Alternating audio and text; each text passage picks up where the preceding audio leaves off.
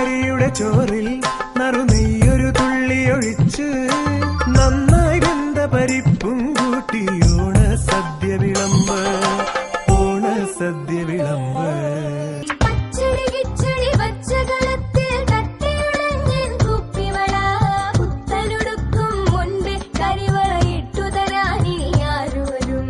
വാഴ കയ്യിലിരുന്ന് പൊന്നൂഞ്ഞാലാടും കിളിയെ പൂവൻ കുലയുടെ മൂപ്പു തികഞ്ഞു ഓണം വന്നെത്താറായി, ഓണം വന്നേ